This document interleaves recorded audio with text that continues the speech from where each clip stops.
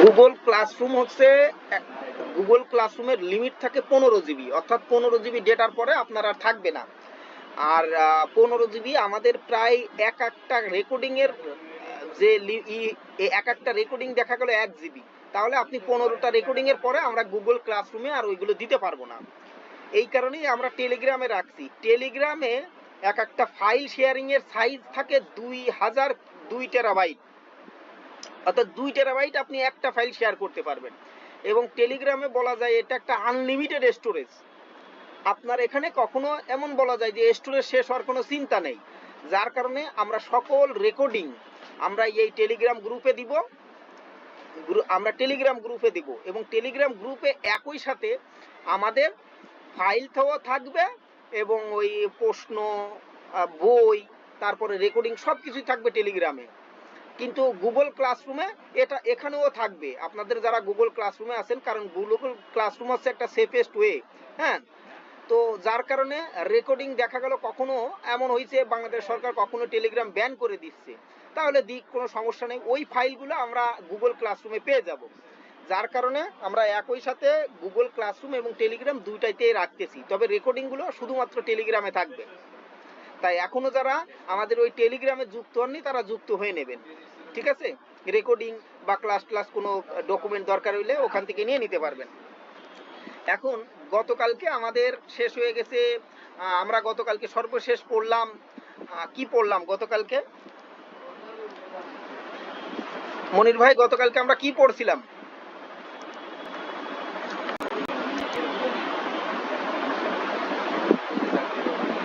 সুনির্দিষ্ট প্রতিকার আইন। হ্যাঁ, গতকালকে আমরা পড়ছিলাম সুনির্দিষ্ট প্রতিকার আইন।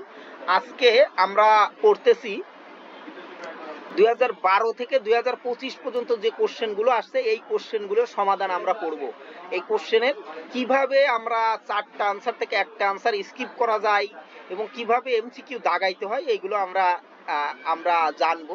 আমরা এই 13টা কোশ্চেন আগে শেষ করে তারপরে আমরা মডেল টেস্টে যাব। তারপরে আমাদের যদি সময় বেঁচে থাকে তাহলে আমরা ধারাভিত্তিকে যাব। আর আজকে আমাকে একজন একটা অফার দিছে, আপনারা জানেন কিনা জানি না, আমাদের সুপ্রিম কোর্টের মোহাম্মদ নুরুল হুদা, হ্যাঁ, উনি সুপ্রিম কোর্টের একজন অ্যাডভোকেট।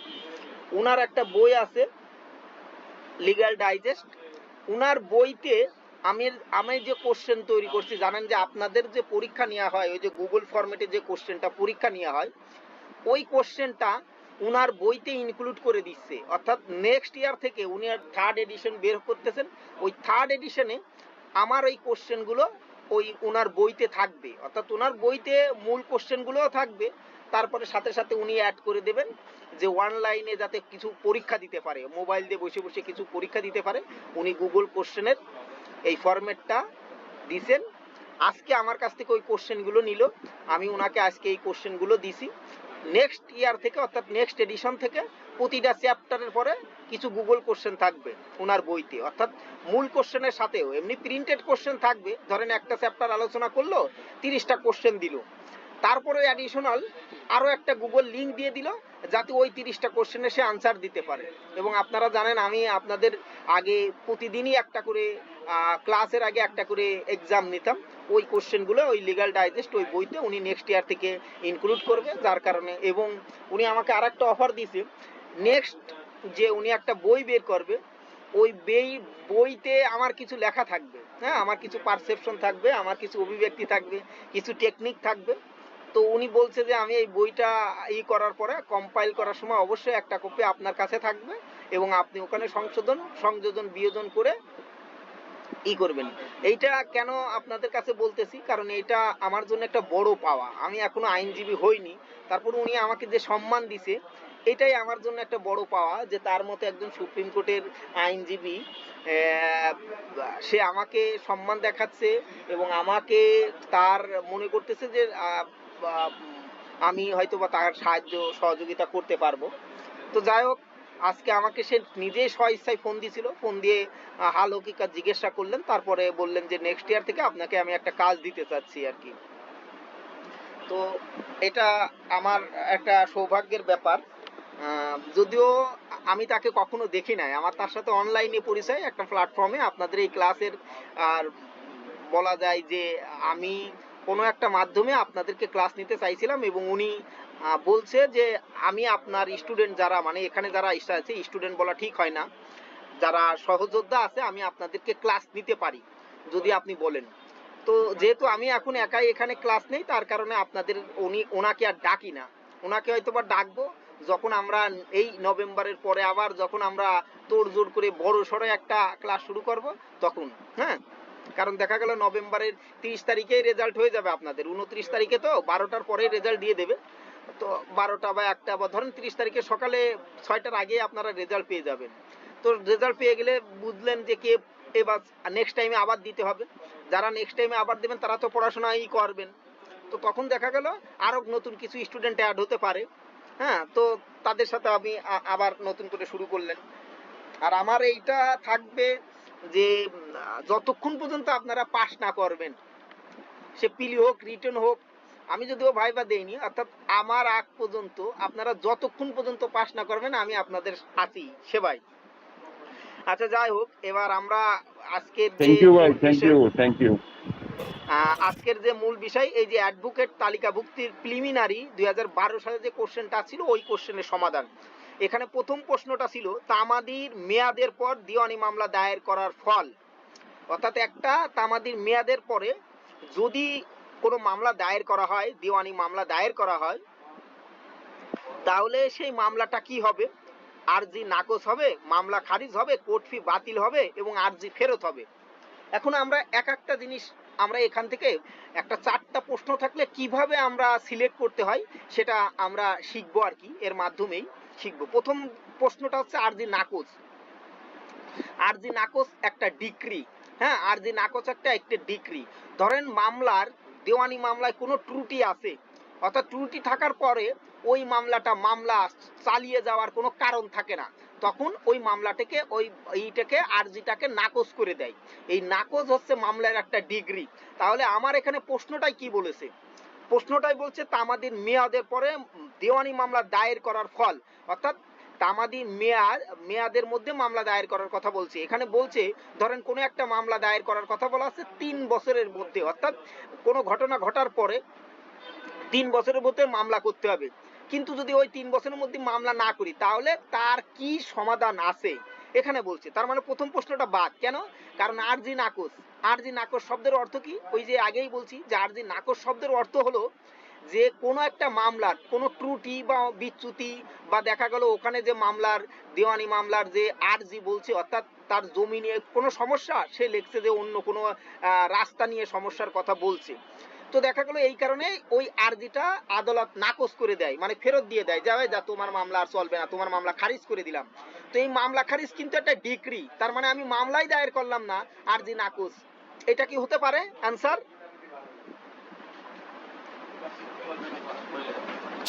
খারিজ করে দিবে, খারিজ। হ্যাঁ, তার মানে এটা এটা এটা কি হতে পারে? পারে না। মানে আমি আপনাদেরকে প্রশ্ন ওই যে 4টা থেকে একটা কিভাবে রাখতে হয় এইটা প্রবাবিলিটি বলতেছি। তারপরে আরজি ফেরত। আরজি ফেরতটা কখন হয়? আরজি ফেরত হচ্ছে একটা আদেশ। আরজি ফেরত একটা আদেশ। ধরেন আমি একটা উদাহরণ দিলাম, কোনো একটা মামলা দেওয়ানি মামলা, সেটা দরকার ছিল সিনিয়র সহকারী জজ আদালতের কাছে, কিন্তু আমি সহকারী জজ আদালতে মামলা করলাম, তাহলে ওই মামলাটা ফেরত দিলেন, এটা একটা আদেশ। তার মানে আমি তো মামলাই করতে পারলাম না, মানে ওই যে মেয়াদের পার হয়ে গেছে, এখনো তো মামলাই করতে পারলাম না, তাহলে এটা কি আরজি ফেরত হবে? এটা কি আরজি ফেরত হবে? না, এটা ফেরত হচ্ছে না। কেন ফেরত হচ্ছে না? কারণ আমি তো এখনো ওই মামলাই করতে পারলাম না, মানে মানে মামলাই করতে পারতেছি না। এখন এইটা একটু রাখেন, আরজি ফেরত। ফেরত মানে কি? অর্থাৎ ওই যে সিনিয়র সহকারীর কাছে করার কথা ছিল কিন্তু জুনিয়রের কাছে আইছি, এই আরজি ফেরতের মাধ্যমে তো সেই ঘটনাটা ঘটেছে। তার মানে এখানে যে মেয়াদের কথা বলছে এটাও এর সাথে মেলে না। তারপর আছে কোর্ট ফি বাতিল, অর্থাৎ আমি মামলাই করতে পারতেছি না, কোর্ট ফি বাতিল কি? আমি মামলা নেওয়ার পরে না কোর্ট ফির কথা আসবে, তাই না? তার মানে এই 3টা কোশ্চেন বাদ। তাহলে এখানে থাকলো কি? থাকলো মামলা খারিজ। মামলা খারিজ শব্দের অর্থ কি? অর্থাৎ আপনি যে মামলাটা করতে যাচ্ছেন এই মামলাটা আপনাকে আর করতে দেওয়া হবে না, মামলাটা আদালত নিবে না। তাহলে এই 1 নম্বর প্রশ্নতে আসলে বোঝা গেল যে তামাদি মেয়াদের পর কোনো দেওয়ানি মামলা দায়ের করলে তার উত্তরটা হচ্ছে আপনার মামলা খারিজ হবে। কেন খারিজ হবে? কারণ মেয়াদের পরে আপনি কোনো মামলা করতে যাচ্ছেন, তার মানে আদালত আপনার ওই মামলাটা গ্রহণ করবে না।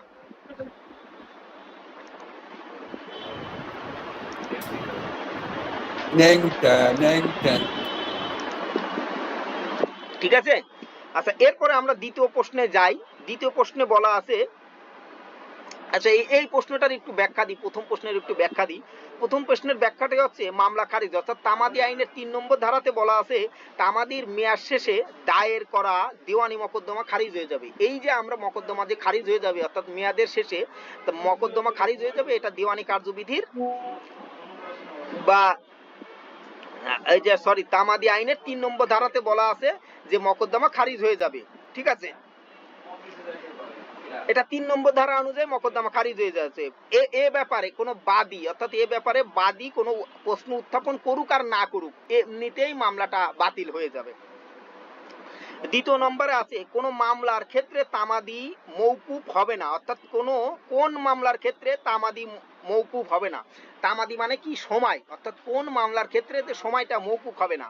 এখানে 4টা কোশ্চেন দেওয়া আছে, মানে উত্তর দেওয়া আছে, এই 4টার থেকে একটা আপনাকে বের করতে হবে। প্রথমটা হচ্ছে আপিল।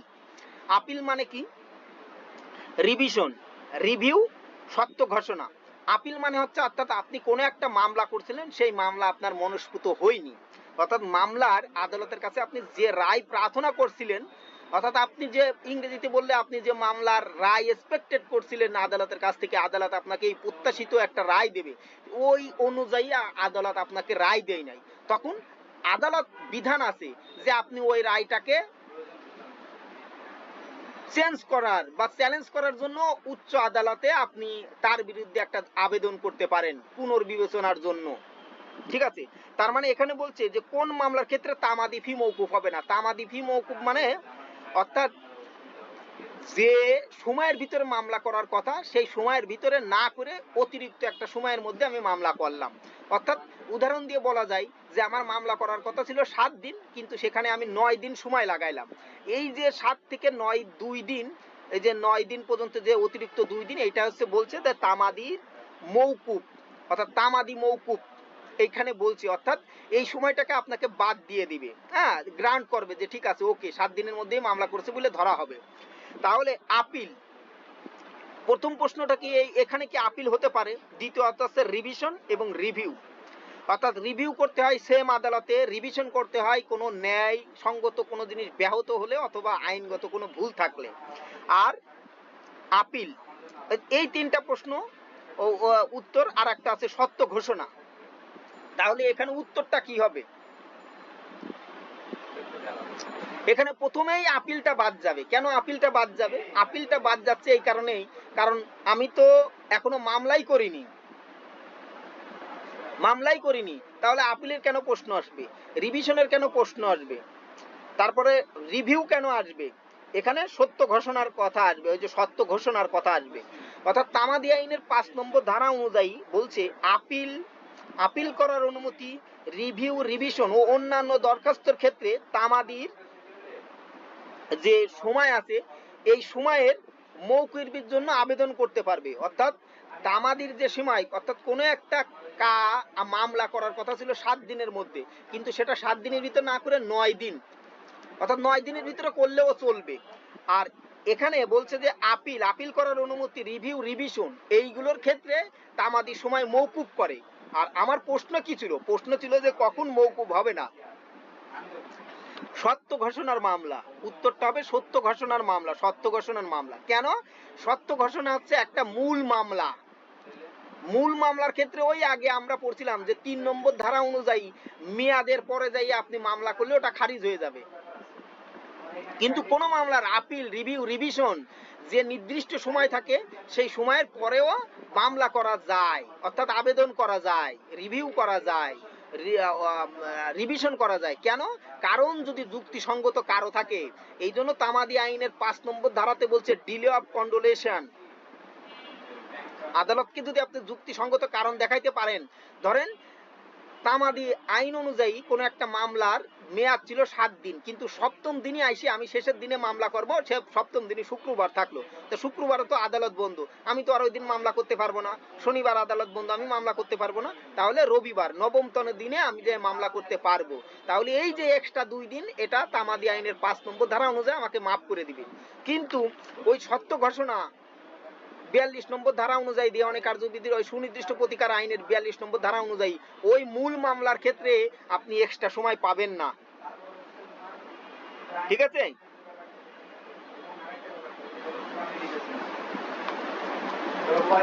আপনারা আমি যে এখন যে কোশ্চেনটা পড়াচ্ছি এই এই এই প্রশ্নটা আপনারা সামনে নেন, তাহলে আমার এই প্রশ্নগুলো বুঝতে সুবিধা হবে। হ্যাঁ, এই উত্তরটা বুঝতে সুবিধা হবে। আপনারা সবাই একটু প্রশ্নটা নেন, 2012 সালের ওই কোশ্চেনটা একটু সামনে নেন।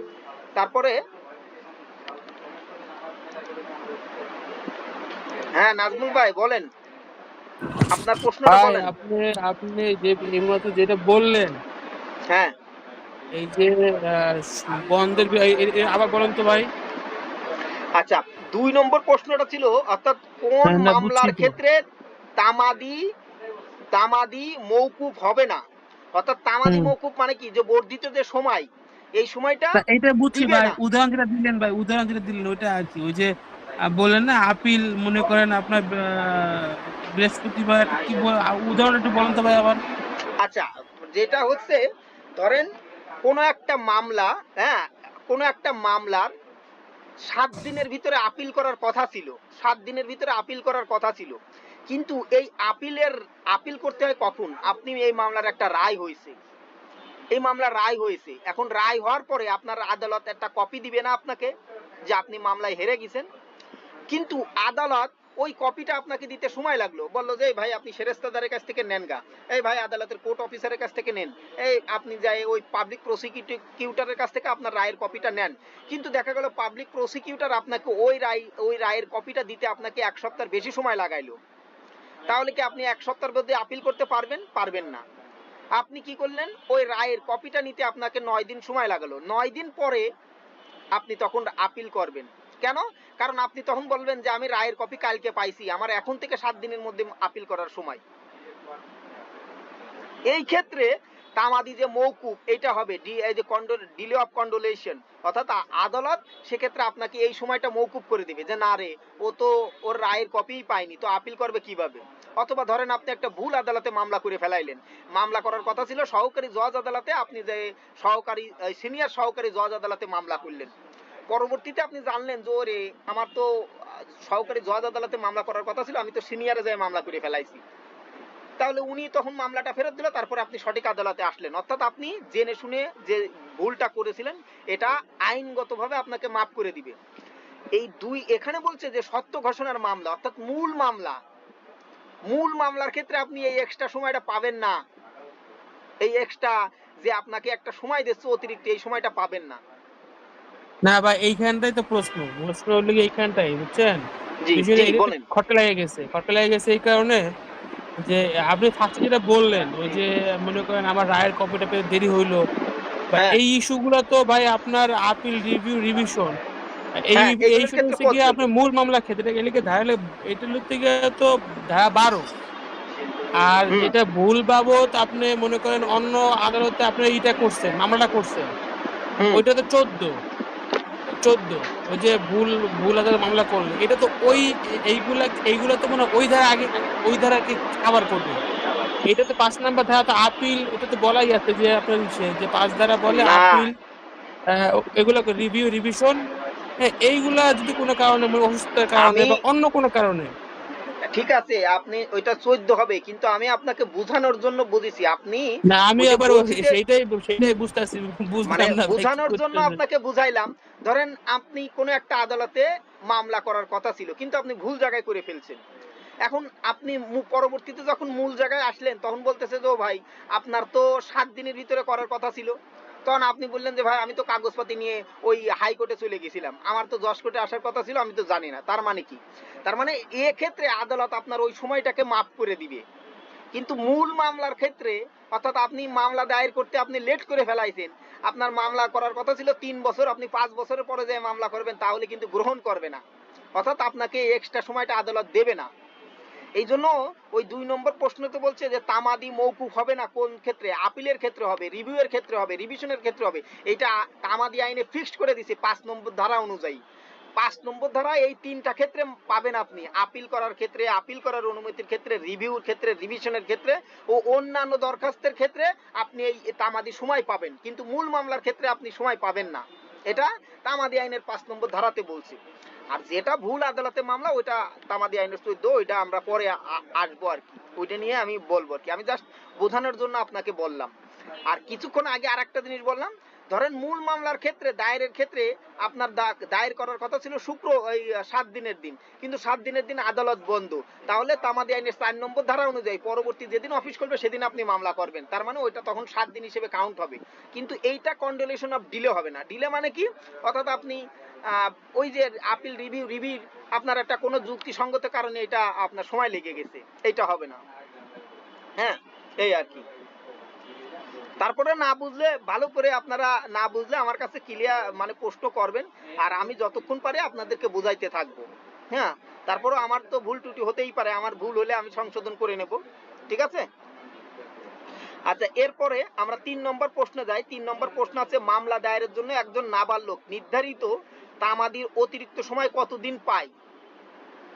অর্থাৎ এখানে বলছে 3 বছর, 6 বছর, 21 বছর পর্যন্ত, সাবালকত্ব অর্জন পর্যন্ত।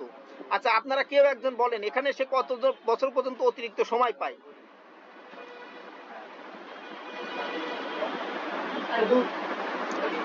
বলেন, কেউ একজন বলেন। এখানে যে 3টা প্রশ্ন মানে উত্তর আছে, 4টা উত্তর আছে, 3 বছর, 6 বছর, 21 বছর, সাবালকত্ব অর্জন পর্যন্ত। বলেন কত বছর? 3 বছর ভাই, 3 বছর। তো সাবালকত্ব 3 বছর হবে। আচ্ছা, তাহলে আমরা এই প্রশ্নটার ব্যাখ্যাতে একটু যাই। সরাসরি প্রথম ব্যাখ্যাটা হচ্ছে তামাদি আইনের 8 নম্বর ধারাতে বলছে, আইনগত অক্ষমতা শেষ হবার পরে থেকে একজন ব্যক্তি 3 বছর পর্যন্ত মেয়াদ পাবে। অর্থাৎ যদি তার মেয়াদ 3 বছরের কম থাকে তাহলে সে 3 বছর পাবে, যদি 3 বছরের অধিক থাকে তাহলে সে 3 বছরের অধিক সময় পাবে। ধরেন কেমন, আমি আপনাকে একটা উদাহরণ দিই। কোনো একটা মামলা করার 12 বছর তামাদি মেয়াদ থাকলো, অর্থাৎ কোনো একটা মামলা, কোন স্থাবর সম্পত্তি দখল বিচ্যুত হওয়ার পরে 12 বছরের মধ্যে মামলা করতে হবে। তো প্রথমে যখন উনি মামলা করতে গেলেন তখন দেখলেন যে তার 15 বছর বয়স। তাহলে কি হয়েছে, এখন ওনার 3 বছর চলে গেল। এখন 3 বছর চলে যাওয়ার পরে ওনার হাতে আর থাকলো কত, 12 বছর ছিল, তা 3 বছর তো এমনি চলে গেল, তাহলে ওনার হাতে থাকলো কত, আরো 9 বছর। তার মানে এক্ষেত্রে কিন্তু তিনি আর 3 বছর পাবেন না, কারণ ওই যে 3 বছরের অধিক সময়, এই কারণে অধিক যতদিন সময় আছে উনি অতদিন সময় পাবেন। দেখা গেল কোন ক্ষেত্রে 3 বছরের কম সময় পেত, তাহলে তামাদি আইনের 8 ধারা অনুযায়ী উনি নির্ধারিত 3 বছর সময় পাবে, অর্থাৎ সাবালকত্ব অর্জনের পরে উনি 3 বছর সময় পাবে। এটা তামাদি আইনের 8 নম্বর ধারাতে বলা আছে, ঠিক আছে। আচ্ছা, এরপরে জমির সত্ত্ব ঘোষণা ছাড়াই শুধু দখল পুনরুদ্ধারের মামলা দায়ের করার কতদিন মেয়াদ? কেউ একজন বলেন। জমির সত্ত্ব ঘোষণা ছাড়ার, আমরা কালকে এই প্রশ্নটা পড়ছি, কালকে এই প্রশ্নটা পড়ছি, 6 মাস। তাহলে এইটা আপনারা মনে রাখবেন যে তামাদি সুনির্দিষ্ট প্রতিকার আইনের 8 নম্বর ধারায় স্থাবর সম্পত্তি দখল পুনরুদ্ধারের কথা বলা আছে। এই 8 নম্বর ধারায় স্থাবর সম্পত্তি দখল পুনরুদ্ধারের যে তামাদি মেয়াদ সেটা আছে 12 বছর। কিন্তু স্থাবর সম্পত্তি যদি তিনি সত্ত্ব ছাড়া, অর্থাৎ দখল বলে মালিকানা অর্জন করে, অর্থাৎ দখলে আছে, তিনি দখল বলে মালিকানা অর্জন মানে তিনি দখলে আছেন, উনি বেদখল হওয়ার 6 মাসের মধ্যে তাকে মামলা করতে হবে। সুনির্দিষ্ট প্রতিকার আইনের 9 নম্বর ধারা অনুযায়ী দখল থেকে বিচ্যুত, অর্থাৎ বেদখল হলে সেই বেদখলের 6 মাসের মধ্যে মামলা করতে হবে 9 নম্বর ধারা অনুযায়ী। ওই প্রশ্নটাই এখানে বলছে, অর্থাৎ জমি সত্ত্ব ছাড়া। কিন্তু যদি উনার জমিতে সত্ত্ব থাকতো, মালিকানা থাকতো, তাহলে উনি 12 বছরের মধ্যে আবেদন করতে পারতেন। এইটা বলা আছে কত নম্বর অনুচ্ছেদে? সুনির্দিষ্ট প্রতিকার আইনের কত নম্বর অনুচ্ছেদে আছে বলেন?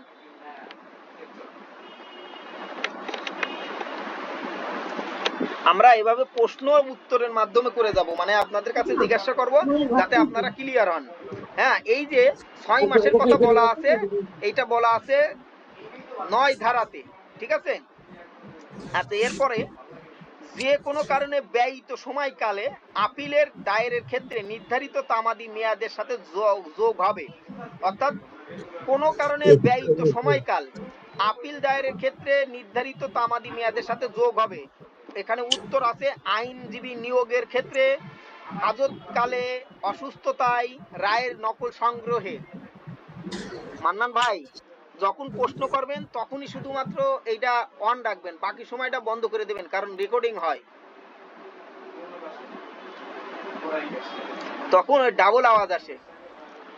আচ্ছা, যাই হোক, এখন বলছে যে কোন সময়ে এই আপিল দায়েরের ক্ষেত্রে নির্ধারিত তামাদি মেয়াদের সাথে যোগ হবে। এখানে প্রশ্ন দিয়ে আসে আইনজীবী নিয়োগ, হাজতবাস, অসুস্থতা, রায়ের নকল সংগ্রহ।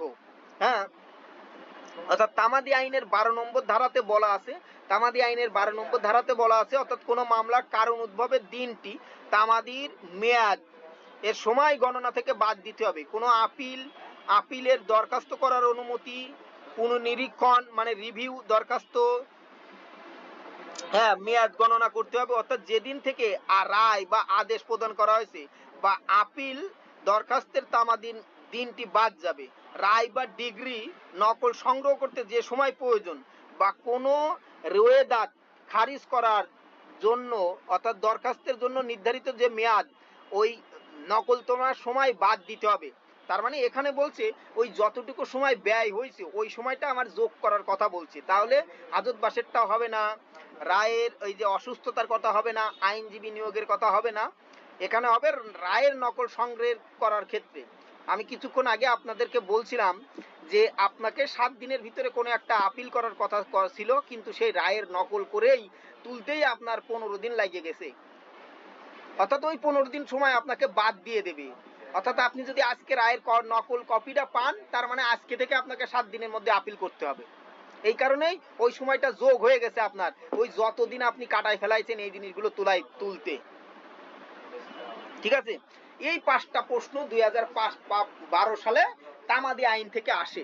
আমার মনে হয় যে 5টা প্রশ্ন আলোচনা করলাম আপনারা সবাই জানেন, এবং ইনশাল্লাহ এই 5টা প্রশ্ন যদি আপনাদের আসে, এখান থেকে 2টা বা 3টা প্রশ্ন আসে, আপনারা সবাই উত্তর দিতে পারবেন আশা করি।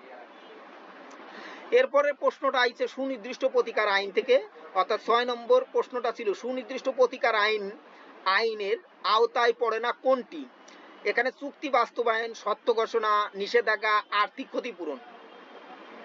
আমরা গতকালকেই পড়ছিলাম, অর্থাৎ সুনির্দিষ্ট প্রতিকার আইনের 5 নম্বর ধারায় 5 ধরনের প্রতিকার দিয়ে থাকে।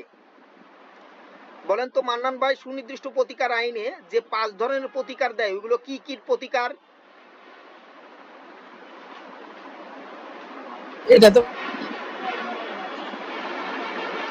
সুনির্দিষ্ট প্রতিকার আইনের 5 ধারায় 5 ধরনের প্রতিকার দিয়ে থাকে, এটা গতকালকে পড়ছিলাম। তারপরও আমি বলি, সুনির্দিষ্ট প্রতিকার আইনে সাধারণত 5টা পদ্ধতিতে সুনির্দিষ্ট প্রতিকার প্রদান করা যায়। 1, কোনো সম্পত্তির দখল গ্রহণ, হ্যাঁ, এবং তা দাবিদারকে অর্পণ। অর্থাৎ আপনার কোনো সম্পত্তি আছে, ওই সম্পত্তি কেউ বেদখল করে ফেলাইছে, তাহলে ওই সম্পত্তি ওই বেদখলকারীর কাছ থেকে নিয়ে আপনাকে দিয়ে দেবে। দ্বিতীয়ত হচ্ছে যা করার ব্যাপারে বাধ্যবাধকতা আছে, আদালত তাকে তা আদেশ, অর্থাৎ করার আদেশ প্রদানের মাধ্যমে, অর্থাৎ চুক্তি বাস্তবায়নের মাধ্যমে। আপনি চুক্তি করছিলেন আমি আপনার কাছে হোটেল ওয়েস্টিন বিক্রি করে ফেলাবো, পরবর্তীতে আমি বললাম যে না, করবো না, বেচবো না, অন্য পার্টি আমার দাম বেশি দিচ্ছে, আদালত তখন আদেশ দিতে পারে যে আপনি আপনার চুক্তি বাস্তবায়ন করেন, অর্থাৎ যা করার কথা ছিল সেই কাজ করতে বাধ্য করতে পারে। তৃতীয়ত হচ্ছে যা না করার ব্যাপারে বাধ্যবাধকতা আছে তেমন কাজ বিরত রাখার ব্যাপারে। যেমন ধরেন আমি ট্রাইটন টেক্সটাইলের হয়ে ফুটবল খেলি, আমার সাথে আমি 3 বছরের একটা চুক্তি করলাম, চুক্তি করার পরে আমি গুলশান ইয়ুথ ক্লাবের হয়ে আমি ফুটবল খেলতে নামতেছি, তখন ওই যে আদালত আমাকে নিষেধাজ্ঞা দেবে, অর্থাৎ ওই যে নিষেধমূলক নিষেধাজ্ঞা প্রদান করবে 57 ধারা অনুযায়ী। কি করবে, যে আপনি যখন এই ক্লাবের সাথে চুক্তি করেছেন তখন ওই চুক্তিতে আপনার বলা আছে যে আপনি অন্য কোনো কোম্পানির হয়ে, অন্য কোনো ক্লাবের হয়ে খেলতে পারবেন না। তাই এখানে বলছে যে না করার ব্যাপারে বাধ্যবাধকতা আছে, অর্থাৎ আমার ওই চুক্তিতে বলা আছে আমি অন্য কোনো ক্লাবের হয়ে খেলতে পারবো না, এটা করতে পারবেন। আর ক্ষতিপূরণের রায় প্রদান ছাড়া অন্য, যেমন আহ, আহ, রায় পক্ষসমূহের অধিকার নির্ণয় ও ঘোষণা করা। হ্যাঁ, রায়ের মাধ্যমে অর্থাৎ 4 নম্বরে যেটা বলছে যে অর্থাৎ কোন পক্ষসমূহের অধিকার নির্ণয় এবং ঘোষণা করা, এবং 5 নম্বরে বলছে রিসিভার বা বিধায়ক নিয়োগ, তত্ত্বাবধায়ক নিয়োগ। তাহলে এখানে যেটা যে উত্তরগুলো আছে, প্রথম আছে চুক্তি বাস্তবায়ন, সুনির্দিষ্ট প্রতিকারের মাধ্যমে এটা দেওয়া সম্ভব। সত্য ঘোষণা 42 নম্বর ধারা অনুযায়ী সেটা সম্ভব। নিষেধাজ্ঞা, আমরা জানি যে সুনির্দিষ্ট প্রতিকার আইনে যে কিছু নিষেধাজ্ঞা আছে, 3 ধরনের নিষেধাজ্ঞা আছে, স্থায়ী, অস্থায়ী এবং বাধ্যতামূলক নিষেধাজ্ঞা। তার মানে এটাও আওতায় পড়ে না। আর্থিক ক্ষতিপূরণ, তাহলে আর্থিক ক্ষতিপূরণ সুনির্দিষ্ট প্রতিকার আইনের এই আওতায় পড়ে না। 7 নম্বর প্রশ্ন আছে, সুনির্দিষ্ট প্রতিকার আইনের 9 ধারা অনুসারে জমি দখল উদ্ধার পুনরুদ্ধারের জন্য কোন বিষয়গুলো প্রমাণ করতে হবে? প্রথম উত্তর সত্য ও দখল, সীমানা, দখল ও বেদখল, সত্য। তাহলে আমরা এই প্রশ্নটার উত্তর হবে দখল ও বেদখল প্রমাণ করতে হবে। তাহলে 9 নম্বর ধারাতে দখল আর বেদখল প্রমাণ করতে হয়, 9 নম্বর ধারাতে মালিকানা প্রমাণ করতে হয় না। কেন?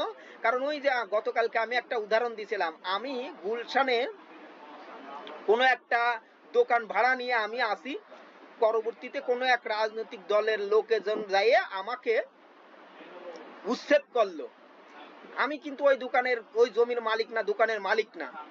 পরবর্তীতে আমি ওই দখলে আসি এবং ওই দোকানটা আমার, মনে করেন রাউমি ফ্যাশন নামে একটা ফ্যাশন এই গার্মেন্টস এর ওয়্যারের। তো সেক্ষেত্রে আমি আদালতে গিয়ে মামলা করতে পারবো। ওই যে বেদখল হওয়ার 6 মাসের মধ্যে আমি মামলা করতে পারবো। এইটাই বলছে যে 9 নম্বর ধারা অনুযায়ী দখল বেদখলের এই জিনিসটা দেখিয়ে আদালতে মামলা করা যাবে। আচ্ছা, তারপরে কলেজের অধ্যক্ষ হিসেবে কোনো ব্যক্তির অবস্থান অস্বীকৃত হলে সুনির্দিষ্ট প্রতিকার আইনের কোন ধারায় প্রতিকার পাওয়া সম্ভব? এখানে 9 নম্বর ধারা, 32 নম্বর ধারা, 54 নম্বর ধারা ও 42 নম্বর ধারা।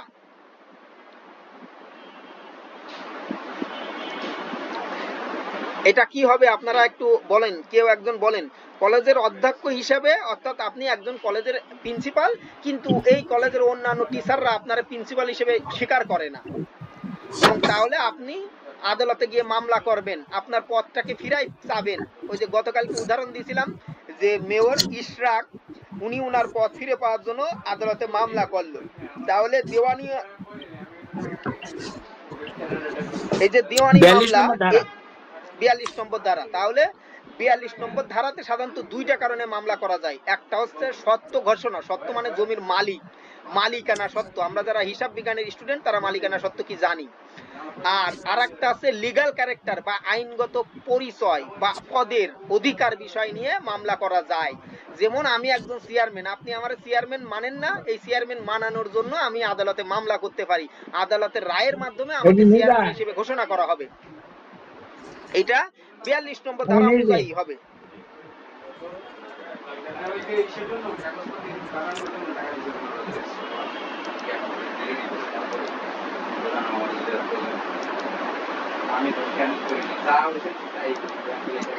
আচ্ছা, তারপরে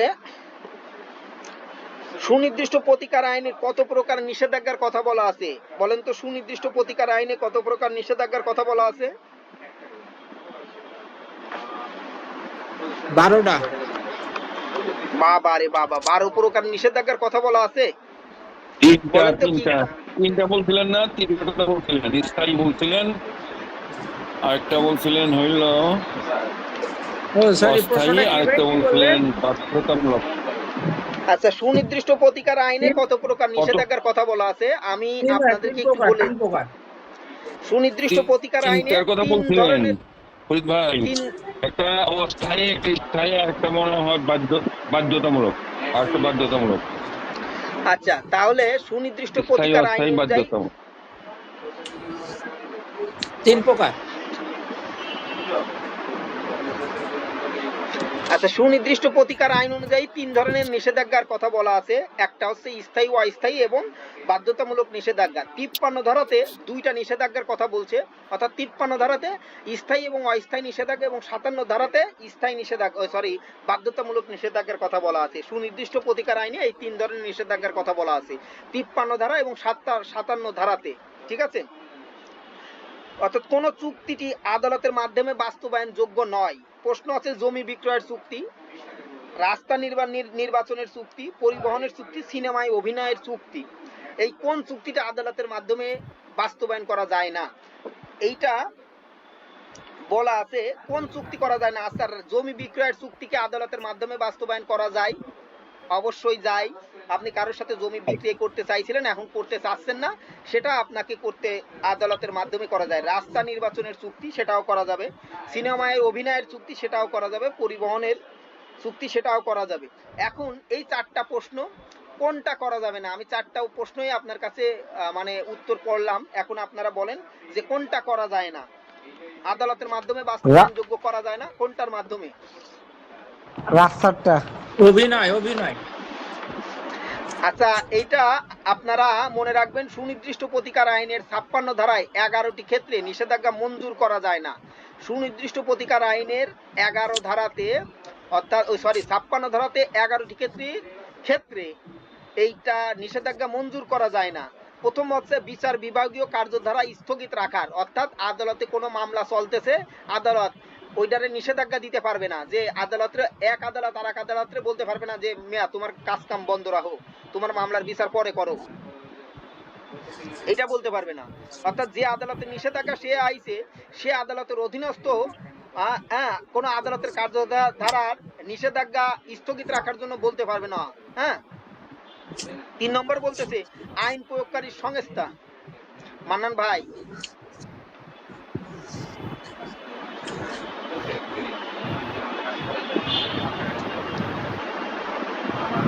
আচ্ছা শোনেন, এখন থেকে আমি আপনাদের সবাইকে আনমিউট রাখবো। আপনারা যদি কোনো প্রশ্ন করতে চান বা কোনো উত্তর দিতে চান, তাহলে সেক্ষেত্রে হাত দেখাবেন।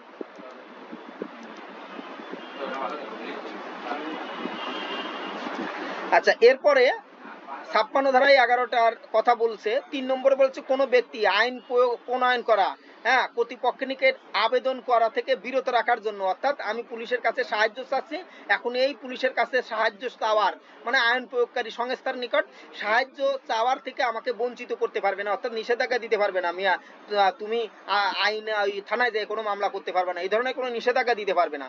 সরকারের বিভাগের কোনো কর্মকর্তা কর্তব্যের বা বিদেশি সরকারের কোনো সার্বভৌমত্ব কাজের, যেমন বাংলাদেশ সরকার ইন্ডিয়া সরকারের সাথে একটা চুক্তি করতেছে, এটা আদালতের মাধ্যমে সেই নিষেধাজ্ঞা প্রদান করা যাবে না।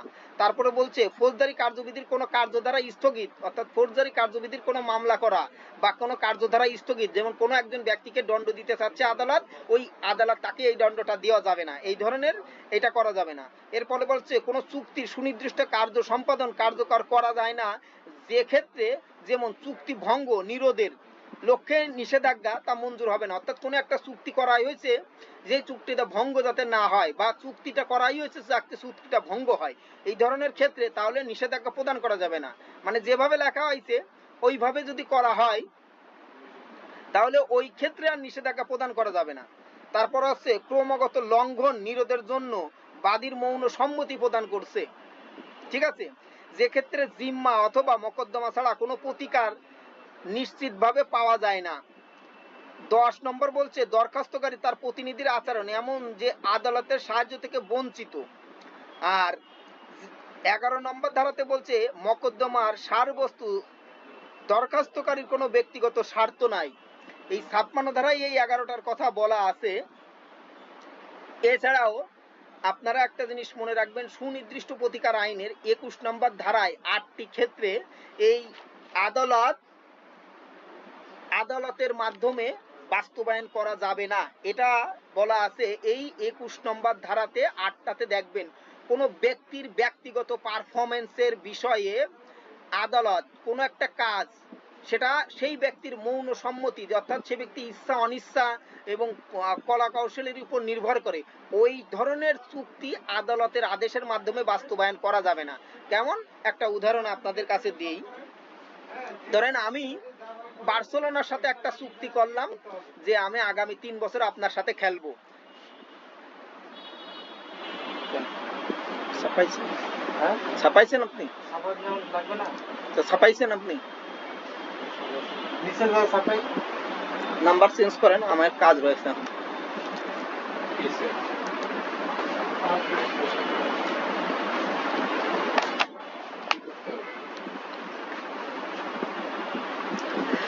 আচ্ছা এখন এখানে বলছিলাম যে অর্থাৎ আমি বার্সেলোনার সাথে খেলার 3 বছরের চুক্তি করছি, সেক্ষেত্রে যদি তারা নেতিবাচক কোনো চুক্তিতে লেখা না থাকে, অর্থাৎ আমি সিনেমাতে অভিনয় করব, আমি কোনো একজন প্রযোজকের সাথে চুক্তি করলাম, পরবর্তীতে আমি ওই সিনেমাতে অভিনয় করলাম না, তাহলে ওই আদালত ওই সিনেমাতে অভিনয় করার জন্য আমাকে আদালত আদেশ দিতে পারবে না বা জোর করতে পারবে না। কেন? কারণ যদি ধরেন আমি আদালতের আদেশের মাধ্যমে যদি আমি খেলতে যাই, তাহলে আমি আমার মন থেকে খেলবো না।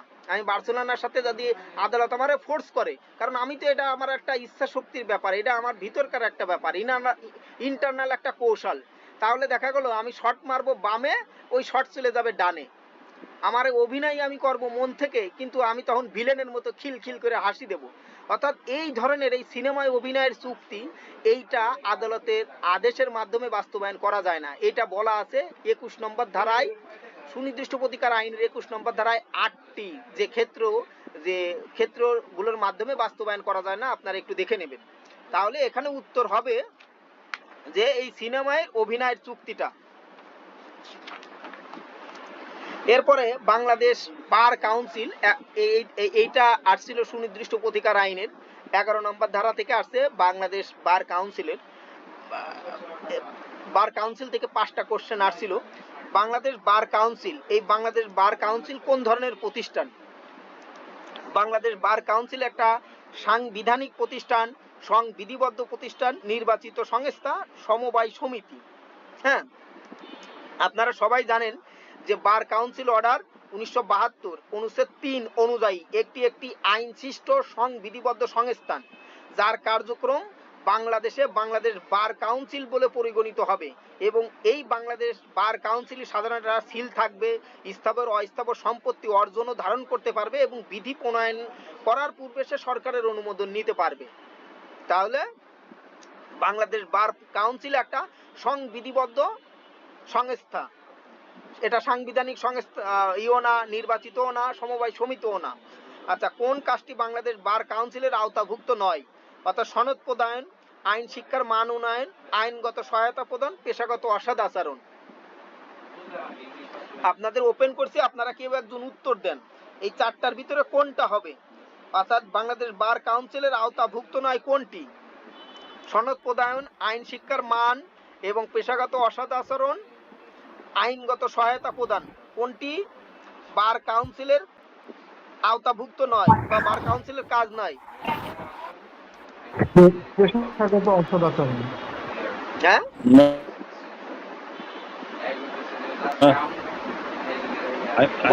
আইনগত সহায়তা এটা মনে হয়। আচ্ছা, আর কেউ? আমজাদ ভাই, আপনি কোনো একটা উত্তর দেন, আইনগত আপনার মন সহায়তা। কোনটা বলে? ওকে, মুস্তাফিজ ভাই আপনার উত্তর পাইছি। আমজাদ ভাই আপনি বলেন কোনটা হবে উত্তর? আইনগত সহায়তা হবে। আশিক ভাই আপনার কাছে কোনটা হবে?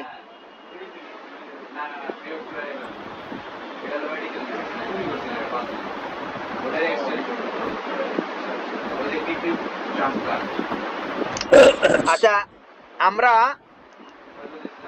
বার কাউন্সিলের একটা কাজ দেখি, সেই কাজটা হলো বার কাউন্সিল কি কি কাজ করে। এই বার কাউন্সিল অর্ডার অনুচ্ছেদ 10 এর মতে বাংলাদেশ বার কাউন্সিল যে সমস্ত কাজগুলো করে, যেমন আইনজীবীর তালিকাভুক্ত, তার মানে যারা এনরোলমেন্ট পরীক্ষা দেয় সেই তাদের পরীক্ষা গ্রহণ, তালিকাভুক্তকরণ এবং বহিষ্কারকরণ। অর্থাৎ এই যে তাদের পরীক্ষা গ্রহণ করে, তালিকাভুক্ত করে এবং এই পরীক্ষায় বহিষ্কার করে, হ্যাঁ, যারা কোনো অসাধু উপায় অবলম্বন করে আর কি। আইনজীবীগণের তালিকা প্রস্তুত এবং সংরক্ষণ করে, অর্থাৎ পরীক্ষা নেওয়ার পরে তারা অ্যাডভোকেট হয়ে গেল, তাদের তালিকা প্রস্তুত করবে এবং সংরক্ষণ করবে, তাদের একটা সিরিয়াল করে রাখবে, এটা অর্থাৎ এটা একটা গেজেটের মাধ্যমে রাখবে যে এরা এরা এরা আইনজীবী। তারপরে আইনজীবীগণ এ উকিলগিরি করতে দিয়ে কোনো প্রকার অসদাচরণ করলো, হ্যাঁ, যেটা হ অথবা না করে ফেললো, হকে না, নাকে হ করে ফেললো, ঠিক আছে, কোনো অসদাচরণ সংক্রান্ত কোনো মকদ্দমা গ্রহণ, পদক্ষেপ এবং শাস্তির বিধান করতে পারবে। অর্থাৎ যদি তারা কোনো অন্যায় করে তাহলে সেই তাদের বিরুদ্ধে অ্যাকশন গ্রহণ করতে পারবে এবং শাস্তির বিধান আছে। তালিকাভুক্ত আইনজীবীর অধিকার, সুযোগ সুবিধা বৃদ্ধি এবং স্বার্থ রক্ষা। হ্যাঁ, তারপরে বার কাউন্সিলের তহবিল ব্যবস্থাপনা ও বিনিয়োগ, যেমন করোনার সময় তারা ফান্ড গঠন করলো। তারপরে বার কাউন্সিলের সদস্যগণের ভিতরে নির্বাচন অনুষ্ঠান করা, কমিটির জন্য অনুসরণযোগ্য কার্যক্রম গ্রহণ করা, আইন শিক্ষার মান উন্নয়ন করা। তারপরে বলা আছে আইন শিক্ষার মান উন্নয়নের সাথে ওই যে বিশ্ববিদ্যালয়ের সাথে সমন্বয় করা আর কি, পর্যায়ক্রমে মান নির্ধারণ করা। এই আদেশ দ্বারা তারা অর্পিত অন্যান্য কাজ এবং কার্য সম্পাদন, হ্যাঁ, কার্যবাহী সম্পাদনের জন্য মানে আবশ্যকীয় যে কাজ আছে সেটার কথা বলা আছে। এখানে যে 5টার কথা বলছে, অর্থাৎ 4টা যে উত্তর দেওয়া আছে, প্রথম যে উত্তরটা সেটা হচ্ছে সনদ প্রদান। অর্থাৎ এই বার কাউন্সিল কিন্তু সনদ দেয়, কাদের সনদ দেয়? যারা আইনজীবী পরীক্ষায় পাশ করছে তাদেরকে সনদ দেবে। তারপরে আইন শিক্ষার উন্নয়ন, এটা এই যে কাজের কথা বলছে এই কাজের মধ্যে আছে। তারপরে পেশাগত অসদাচরণ, অর্থাৎ কোনো আইনজীবী ও কোনো রকম আইন মানে আইনের পরিপন্থী কোনো কাজ করলো তাহলে তার বিরুদ্ধে অ্যাকশন নিতে পারবে, এটা বলছে। আইনগত সহায়তা প্রদান, তার মানে বার কাউন্সিল ওই যে ফ্রি কারুরে আইনজীবী হিসেবে কাজ করে দেয় না, হ্যাঁ, অর্থাৎ আইনগত সহায়তা মানে উকিল নিয়োগ করে দেয় না, ঠিক আছে। সেক্ষেত্রে উত্তর হবে আপনাদের এই গ। তারপরে বাংলাদেশ বার কাউন্সিলের সদস্য সংখ্যা কতজন? বাংলাদেশ বার কাউন্সিলের সদস্য সংখ্যা আছে 15 জন, 14 জন, 16 জন, 13 জন। শাহিদ ভাই আপনি বলেন বাংলাদেশ বার কাউন্সিলের সদস্য সংখ্যা কতজন?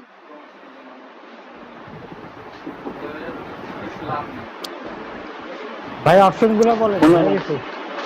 15, 16, 14, 13। 15।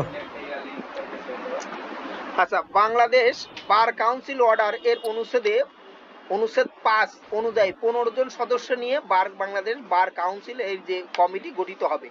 এর ভিতরে একজন অ্যাটর্নি জেনারেল, 7 জন নির্বাচিত সদস্য, হ্যাঁ, আইনজীবীদের মধ্যে, আর 7 জন ওই যে আঞ্চলিক বারের সদস্য, ঠিক আছে। তাহলে বাংলাদেশ বার কাউন্সিলের অর্ডার এর 5 অনুচ্ছেদ অনুযায়ী 15 জন সদস্য নিয়ে বাংলাদেশ বার কাউন্সিলের যে এই কমিটি এটা গঠিত হবে আর কি, কমিটি না মানে বার কাউন্সিল সদস্য আর কি।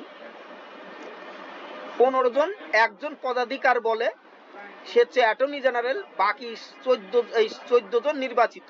7 জন হচ্ছে সমগ্র বাংলাদেশে আইনজীবীদের মধ্যে 7 জন, আর 7 জন হচ্ছে আঞ্চলিক আইনজীবীদের মধ্যে থেকে, ঠিক আছে। এরপরে একজন অ্যাডভোকেট আইন পেশা থেকে বহিষ্কারের সিদ্ধান্তের বিরুদ্ধে কার কাছে আপিল করতে পারেন? অপশন আছে আপিল বিভাগ, অ্যাটর্নি জেনারেল, হাইকোর্ট বিভাগ, আইন মন্ত্রী। কার কাছে আপিল করতে পারেন? উত্তর দেন আপনারা।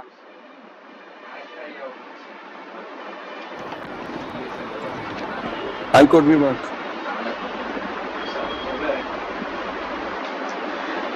আচ্ছা, বাংলাদেশ বার কাউন্সিল অর্ডার অনুচ্ছেদ 36 এবং অনুচ্ছেদ 34 অনুসারে কোনো শক্তি মানে শাস্তি প্রদানের বিরুদ্ধে আইনজীবীর 90 দিনের মধ্যে হাইকোর্ট বরাবর আপিল দায়ের করতে পারবে এবং বার কাউন্সিল নিজে অথবা অভিযুক্ত আইনজীবী নিজেই এর আবেদন করতে পারবেন।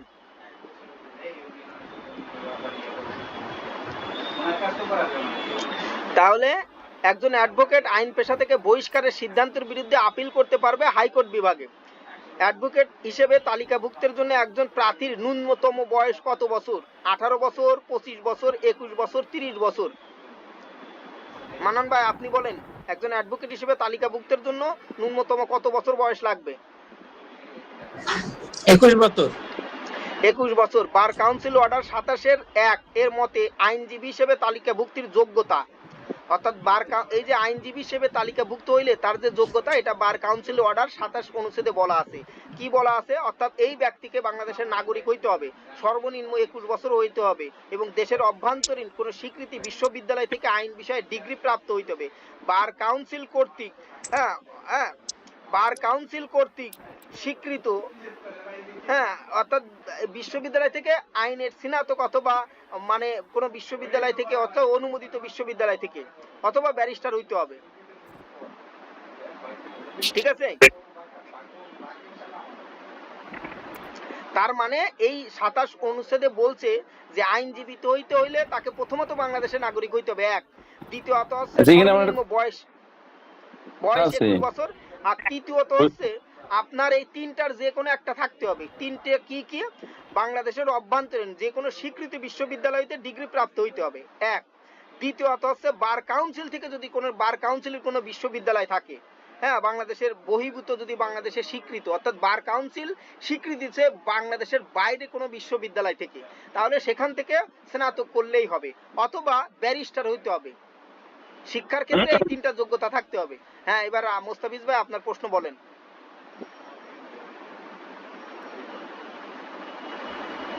বলেন মুস্তাফিজ ভাই, আপনার প্রশ্ন বলেন।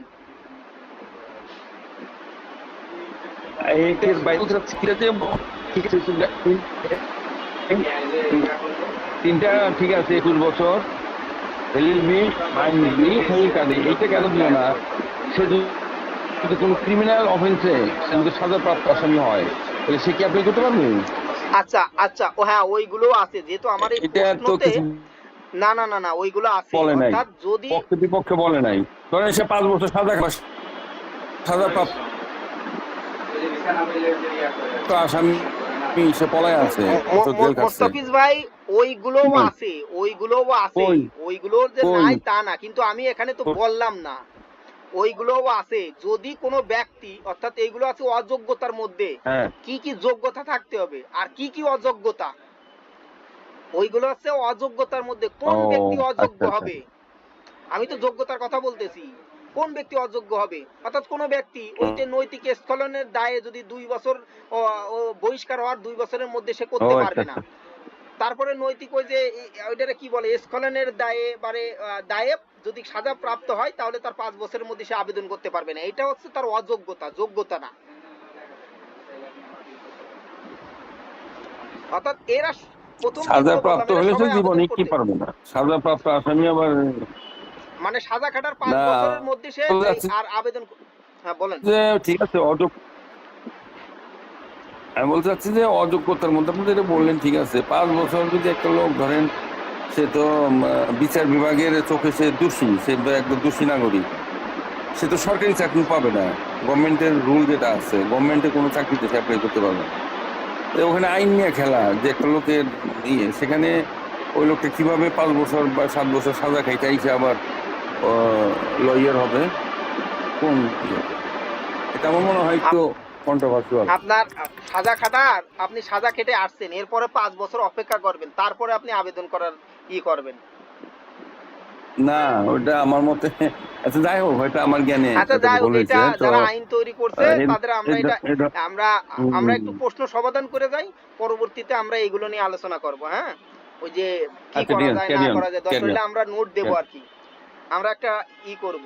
আচ্ছা, তারপরে ন্যূনতম কত বছরের অভিজ্ঞতা থাকলে একজন অ্যাডভোকেট কোন সনদ প্রার্থী শিক্ষানবিশ হিসেবে গ্রহণ করতে পারে? অর্থাৎ একজন, আমরা যা আমাদের যে সিনিয়র, আমরা যার কাছে করব, সে তার কত বছরের অভিজ্ঞতা থাকতে হবে, আইন পেশায় কত বছরের অভিজ্ঞতা থাকতে হবে। এটা বলছে 5 বছর, 7 বছর, 8 বছর, 10 বছর। আমরা সবাই কিন্তু ওই সিনিয়রের সিগনেচার নিয়ে বার কাউন্সিলের এনরোলমেন্ট ফর্ম জমা দিছি। এখন আপনাদের কাছে প্রশ্ন আছে, কত বছরের অভিজ্ঞতা থাকতে হয়? আমি যে সিনিয়রের সাথে কাজ করব, ওই সিনিয়রের যোগ্যতা কত বছর থাকতে হবে বলেন?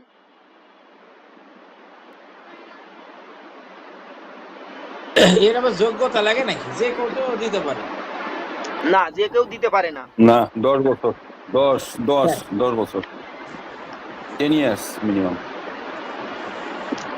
আচ্ছা, 12 না 10।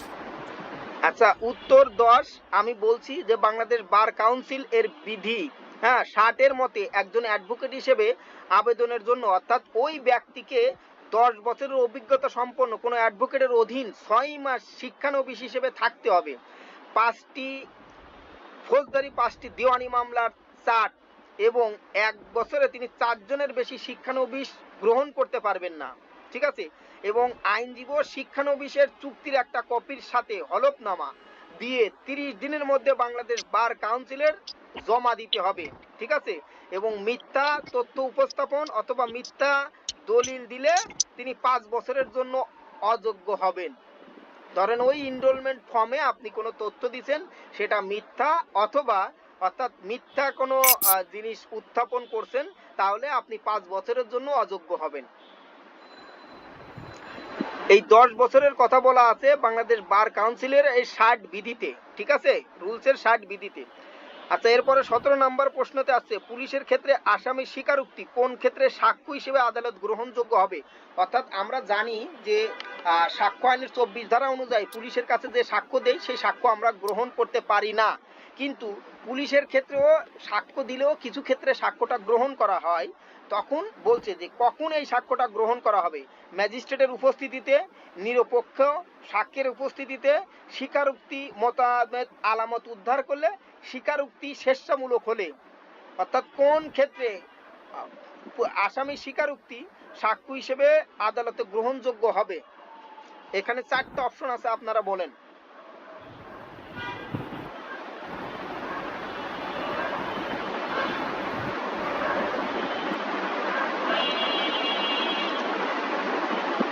ম্যাজিস্ট্রেটের উপস্থিতিতে।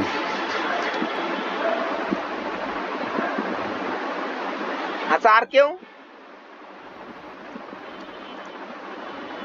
এটা হচ্ছে আলামত পুলিশের কাছে থাকতে হবে।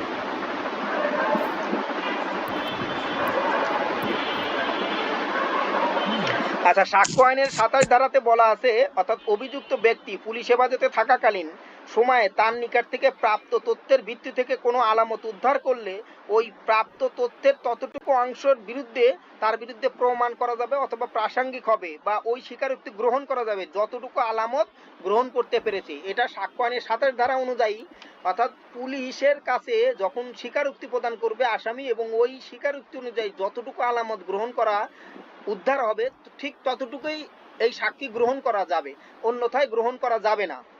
আর মুস্তাফিজ ভাই যেটা বললেন সেটা হচ্ছে ম্যাজিস্ট্রেটের উপস্থিতিতে, যদি ম্যাজিস্ট্রেটের উপস্থিতি থাকে তাহলে সাক্ষ্য গ্রহণ করতে পারবে, তখন এই পুলিশের সাক্ষ্য বলে গণ্য হয় না, তখন ওইটার নাম কি বলে? 161 ও 164। 164। তাহলে এইখানে এই যে প্রশ্নটা, এখানে কিন্তু একটা ক্রিটিক্যাল প্রশ্ন করছে। আমরা কিন্তু সবাই ভুলটা করে ফেলবো যে ম্যাজিস্ট্রেটের উপস্থিতিতে থাকলে পুলিশের সাক্ষী গ্রহণযোগ্য হবে না, তখন সেটা ওই সাক্ষীটার আলাদা নাম বললো। এখানে পুলিশের কথা যেহেতু বলছে তাহলে আমরা এখানে 27 ধারার কথা উল্লেখ করব। 27 ধারায় কিতে? 27 ধারায় বলছে পুলিশের কাছে যদি সাক্ষ্য দেওয়া হয় এবং সাক্ষ্য অনুযায়ী যদি আলামত উদ্ধার করা হয় তাহলে ওইটিকে গ্রহণ করা হয়, আর যদি আলামত না পাওয়া যায় তাহলে পুলিশের সাক্ষীর কোনো ভ্যালু নেই, ঠিক আছে। আচ্ছা, এরপরে 18তেই কোনো ব্যক্তির মৃত্যুকালীন ঘোষণা ডাইং ডিক্লারেশন তার কোন বিষয়ে সাক্ষ্য হিসেবে গ্রহণযোগ্য। ডাইং ডিক্লারেশন কখন গ্রহণযোগ্য হয়? মৃত্যুর কারণ, পরিচয়, সম্পত্তি দান, বিবাহ, হ্যাঁ, এটা কোন বিষয়ে ওই ডাইং ডিক্লারেশন গ্রহণ করা হয়?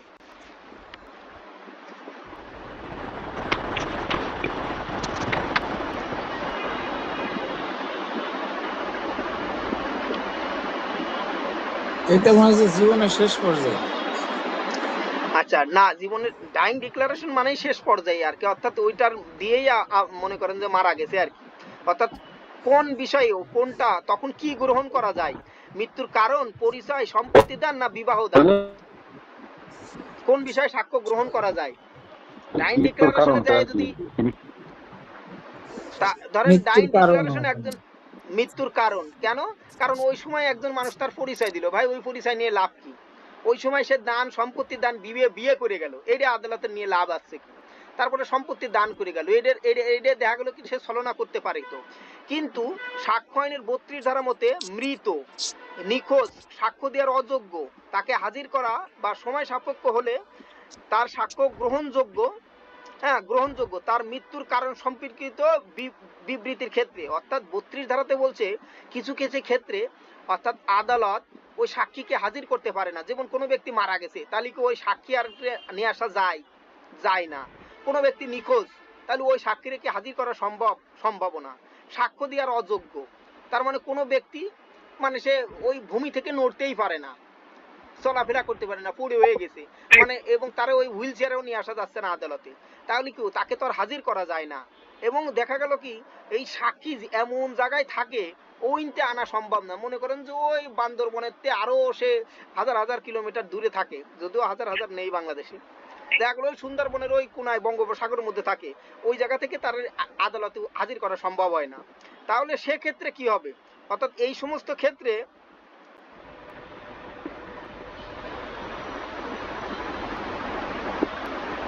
এই সমস্ত কি হবে? অর্থাৎ 32 ধারায় বলছে যে এই ক্ষেত্রে ওই মৃত্যু ব্যক্তির সাক্ষীও গ্রহণযোগ্য হয়, কারণ ওই মৃত্যু ব্যক্তি না আসলেও তার সাক্ষী গ্রহণযোগ্য হয়। এটা হচ্ছে ডাইং ডিক্লারেশন। অর্থাৎ ওই মৃত্যু ব্যক্তির কারণ সম্পর্কিত যদি কোনো বিষয় নিয়ে প্রশ্ন ওঠে এবং ওই কারণটাই যদি ওই ব্যক্তি বলে যায়, তাহলে ওই সাক্ষীটা গ্রহণ করা হবে। এটা 157 ধারা অনুযায়ী কোলাবারেটিভ এভিডেন্স বলে। অর্থাৎ ওই সাক্ষীটাকে ওই যে ডাইং ডিক্লারেশন সম্পর্কে যেটা বলছে এটাকে বলা হয় কোলাবোরেটিভ এভিডেন্স, সমর্থনমূলক সাক্ষী। এবং ওই মৃত্যু ব্যক্তির সাক্ষী তখনই গ্রহণযোগ্য হবে ওই ব্যক্তি যদি ওই সাক্ষীটা দেওয়ার পরে মানে ওই সাক্ষ্য দেওয়ার পরে মারা যায়। ওই ব্যক্তি যদি ওই সাক্ষ্য দেওয়ার পরে বেঁচে থাকে তাহলে কিন্তু ওই সাক্ষ্যর কোনো মানে ভ্যালু নেই। তাহলে ডাইং ডিক্লারেশনে মৃত্যুর কারণ সম্পর্কিত থাকবে।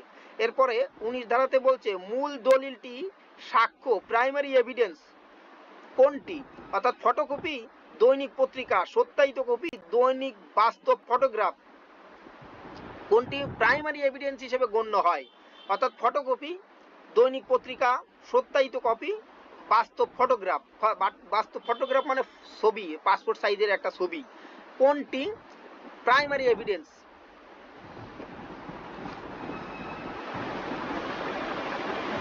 বলেন প্রাইমারি এভিডেন্স কোনটি? এটা তো মনে হয় পত্রিকায় তো বেশি গুরুত্বপূর্ণ। আচ্ছা একটা জিনিস মনে রাখবেন, প্রাইমারি এভিডেন্স হচ্ছে মানে আগে প্রাইমারি এভিডেন্স সম্পর্কে জানি। প্রাইমারি এভিডেন্স হলো মূল দলিলটাই বা মূল কাগজটাই, মূল বিষয়বস্তুটাই প্রাইমারি এভিডেন্স। সেক্ষেত্রে ফটোকপি মানে ওইটা কিন্তু অরিজিনাল না, ওর আর একটা কপি আছে। ফটোকপি মানেই তার আর একটা কপি আছে। তারপরে সত্যায়িত কপি, তার মানে অরিজিনাল কপির পরে আপনি এখন ওইটা দেহে স্বাক্ষর করে দিলেন যে এটাও অরিজিনালের মতো, অ্যাজ এ অরিজিনাল হিসেবে সত্যায়িত করে দিলেন, তার মানে ওটাও কিন্তু প্রাইমারি এভিডেন্স না, মূল দলিল না। তারপরে হচ্ছে বাস্তব ফটোগ্রাফ, তার মানে আপনি একটা ছবি, এই ছবি তো আরো কপি তৈরি করা যায়, ঠিক আছে, এটাও বাস্তব ফটোগ্রাফটাও প্রাইমারি এভিডেন্স না। তাহলে দৈনিক পত্রিকা এটা একটা প্রাইমারি এভিডেন্স, কারণ একটা পত্রিকা এটা হাজার হাজার কপি তৈরি হয়, প্রত্যেকটা কপি একই রকম। যেমন প্রথম আলো, কেউ যদি মিরপুর থেকে কেনে, প্রথম আলো কেনে, তাহলে ওটাই অরিজিনাল পত্রিকা। আবার কেউ যদি বান্দরবনের প্রথম আলো কেনে তাহলে ওটাও অরিজিনাল পত্রিকা, ঠিক আছে। এই কারণেই বলা হচ্ছে যে এই পত্রিকাটা হচ্ছে প্রাইমারি এভিডেন্স। 20 নম্বরে বলছে যে কোনটি পাবলিক দলিল অর্থাৎ পাবলিক ডকুমেন্ট? প্রকাশিত কবিতা, প্রকাশিত পত্র, মামলার আর্জি, হুইল। বলেন কোনটা?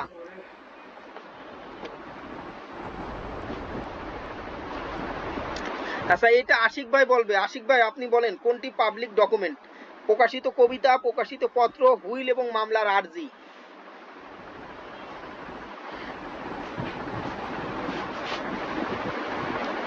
প্রকাশিত পত্র মনে হয়।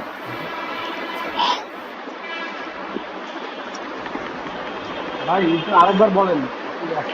আচ্ছা কোনটি পাবলিক দলিল, পাবলিক ডকুমেন্ট? প্রকাশিত কবিতা, প্রকাশিত পত্র, হুইল আর মামলার আর্জি।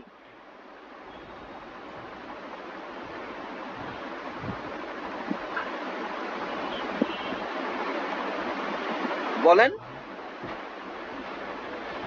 উইল মামলার আর্জি, আর্জিতে কি বলছেন? প্রকাশিত কবিতা, প্রকাশিত পত্র। একটা হচ্ছে কবিতা আর একটা হচ্ছে সিটি।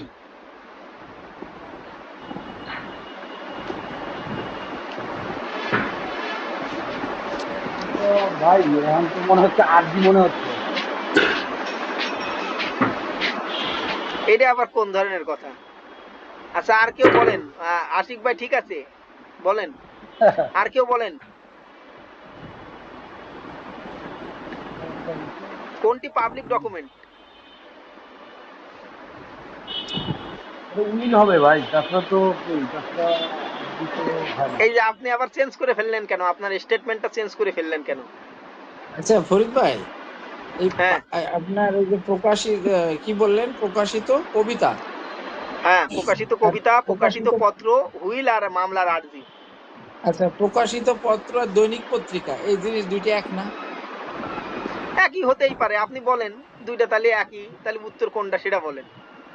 তাহলে এখানে তো দালিলিক পাবলিক ডকুমেন্ট, এতে প্রকাশিত পত্র বা পত্রিকা। আ- আচ্ছা, আচ্ছা, তারপরে বলেন। এটা মামলার মামলার আর্জি হবে, কারণ হলো যে আদালতটা তো একটা পাবলিক প্লেস, পাবলিক অর্গানাইজেশন, সেখানে আচ্ছা, যে আর্জিটা দেওয়া হয় ওইটাই পাবলিক ডকুমেন্ট। আচ্ছা, এইবার আর্জিটা আপনাদেরকে বিষয়টা ক্লিয়ার করি। প্রথমে আমি আশিক ভাইয়ের কাছে আসি। আশিক ভাই যে উত্তরটা দিয়েছে, উত্তরটা সঠিক। তাহলে আমি কেন আশিক ভাইরে বললাম যে এটা আবার কি বললেন? মানে আশিক ভাই বলতেছে, মানে উনি যেটা বলছে যে এখন তো মনে হচ্ছে যে মামলার আর্জি। আরে ভাই, পাবলিক ডকুমেন্ট, তাই এখন মনে হওয়ার আর তখন মনে হওয়ার মানে কি? তার মানে মামলার আর্জি সেটা সবসময় পাবলিক ডকুমেন্ট, এখন মনে হচ্ছে এরকম না। হ্যাঁ, মানে আপনি যে এখন বলছেন, তো এই জন্য আমি বললাম যে আশিক ভাই এটা আবার কোন ধরনের কথা? মানে পাবলিক মামলার আর্জি সেটা সবসময় পাবলিক ডকুমেন্ট। পাবলিক ও ডকুমেন্ট মানে কি? বাকি যারা আছেন তাদেরকে বলি, পাবলিক মানে সরকারি। যেমন কবিতা, এই কবিতা কি মানে কোনো সরকারি ডকুমেন্ট? কোনো কবিতাই সরকারি ডকুমেন্ট না। এসে নজরুল হোক, রবীন্দ্রনাথ হোক, আর ওই উইলিয়াম শেক্সপিয়ার হোক, আর অন্য কোনো ব্যক্তি হোক, কারোর কবিতাই সরকারি ডকুমেন্ট না। তারপরে প্রকাশিত পত্র। পত্র মানে মনে করেন যে এই এটা ওই যে ডেইলি স্টারের ওই সম্পাদকের নাম কি, মতিউর রহমান চৌধুরী একটা পত্র লেখছে প্রথম আলোর কাছে, যে বিশাল একটা পত্র। ওই পত্র কি একটা সরকারি সিটি নাকি, সরকারি দলিল নাকি? ওটা কখনোই দলিল না। তারপরে হুইল, হুইল হচ্ছে কি? হুইল হচ্ছে একটা ব্যক্তিগত দলিল। কেন? কারণ আমার সম্পত্তির 1/3 আমি আমার নাম 14 গোষ্ঠীরে দান করে দিয়ে গেলাম, বা 14 গোষ্ঠীতে দেখাশোনা করার দিলাম, আমি এটা তৈরি করলাম, এর সাথে সরকারের কি সম্পর্ক? তার মানে একটা হুইলও কখনো সরকারি ডকুমেন্ট না। কিন্তু মামলার আর্জি এটা একটা সরকারি ডকুমেন্ট, একটা সরকারি নথিতে লিখতে হয়, তার একটা লেখার একটা প্রসিডিউর আছে, যার কারণে মামলার আর্জি এটা একটা সরকারি ডকুমেন্ট। তো যার কারণে আশিক ভাই আপনার কাছে সরি, আপনার উত্তর প্রথমেই সঠিক ছিল, কিন্তু আমি আপনাকে ঘাপতে দিছি, কারণ আপনার ওই শব্দটার কারণে। ওই যে আপনি বললেন যে এখন তো মনে হচ্ছে, ভাই এখন মনে হওয়ার কিছু নাই, মামলার আর্জি এটা সবসময় সরকারি ডকুমেন্ট। এই জন্য আশিক ভাই আপনার কাছে আবারও সরি বলতেছি, ঠিক আছে? আর মোস্তাফিজ ভাই আপনাকে ধন্যবাদ, মামলার আর্জি সঠিক উত্তর, ঠিক আছে? আচ্ছা, আমরা আহ, আপনাদের কাছে যখন প্রশ্ন থাকবে তখন আমি 4টা উত্তর থেকে 3টা উত্তর কিভাবে বাদ দিতে হয় এটা শিখাবো, কিন্তু আমার কাছে মনে হয় আপনাদের কাছে এই কোশ্চেনগুলো নাই।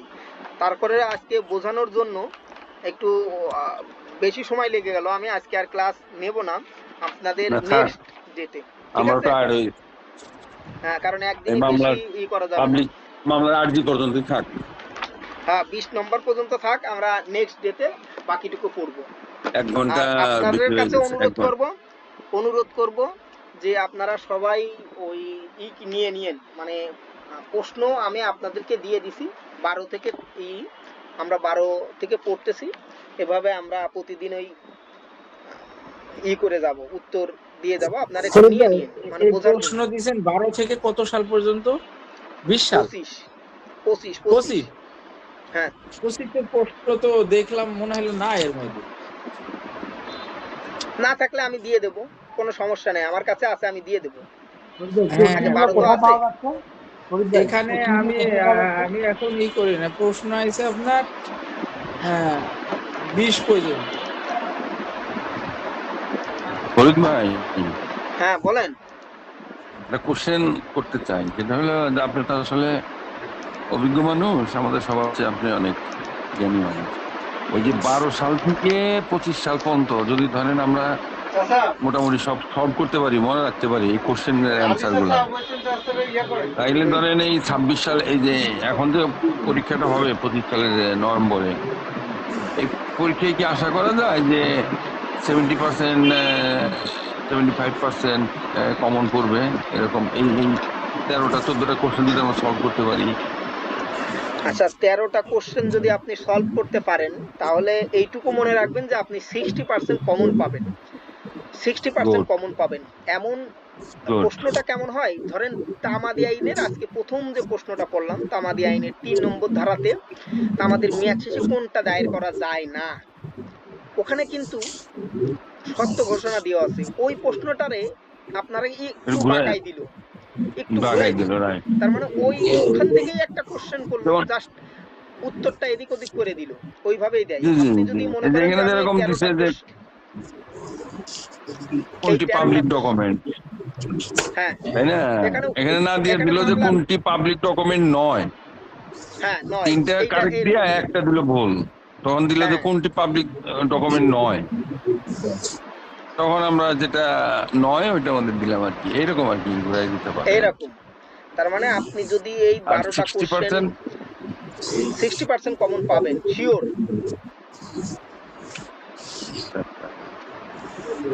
মানে 1200 প্রশ্ন, 12টাই তো 1200, একটাই তো 100 প্রশ্ন। 100 প্রশ্ন, মানে কেউ 1200 তি- কোশ্চেন করলে ফরিদ আপনি ভাই, সেই, আগে মনে হয় প্রতি বছর পরীক্ষা হয়নি না? তাই না তো মনে হয় নাকি, 12 সাল, 13 সাল, 14 সাল, না প্রতি বছরই তো হয়েছে নাকি? এটা বলতে ফরিদ মানে ভাই বলতে পারবে। 14, আচ্ছা 14 তো নাই, 14। অনেক সময় হয় কি, যেমন করেন ধরেন করোনার সময় এরকম আপনার কোনো না কোনো কারণে হয়তো বা এই মাসে হয়নি, জানুয়ারি মাসে হইছে, আবার ওই ডিসেম্বর মাসে হইছে, এরকম হতে পারে। কিন্তু রেগুলার হয়তো বা কোনো এক সময় হই, কোনো সময় হই নাই, এরকম হতে পারে। হুম, কিন্তু তার মানে আপনার এই যে এই বছরে 2টা হচ্ছে, আগে কি 2টা করে হতো নাকি? হ্যাঁ এবছর 2টা হচ্ছে, সামনের বছর মনে হয় 2টা হবে, কারণ এপ্রিলে একটা হবে, আবার ওদিকে নভেম্বরে একটা হবে।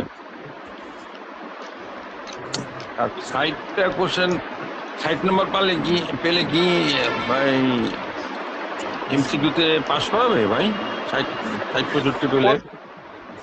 আচ্ছা, পাস মার্ক 50, এখন আপনি আপনার প্রশ্নের উত্তর নেন, এখন 60 পেলে কি আপনি পাস করবেন? না, সর্বনিম্ন কতটা করা আমি সেটা 5 মার্ক 50, ধরেন তাহলে এটা চিন্তা ভাবনা করলো যে আমরা এত হাজার পাস করাবো, তাহলে সেখানে দেখা গেলো যে ওই হাজারের সংখ্যা ধরেন 5,000 পাস করাবো, 5,000-এ দেখা গেল যে সর্বনিম্ন নাম্বার আছে 65, এরকম হয় নাকি অনেক সময়, নাকি না 50 পেলেই না, পাস, এরকম কোনটা? না। পাস মার্ক 50, 50-এর উপরে যারাই পাবে সবাই টিকবে। ও আচ্ছা আচ্ছা আচ্ছা আচ্ছা, বুঝতে পারছি। অনেক সময় আবার এরকম হয় যে 4,000 পাস করাবো, তাহলে 4,000 দেখা গেলো উপরে থেকে নাম্বার করতে করতে আসতে দেখা গেলো যে 60 আইসা 4,000 শেষ, এরকম হয় অনেক সময়। আচ্ছা যাই হোক, হয়তো এই সিস্টেম নাই এখানে। তো থ্যাংক ইউ ভাই, রাত হয়ে গেছে, যান খাওয়া দাওয়া করেন, রেস্ট করেন, কালকে আমরা অফিস আছে। ধন্যবাদ সবাইকে, আসসালামু আলাইকুম। বিদায়। ওকে, সবাই ভালো থাকেন, সুস্থ থাকেন।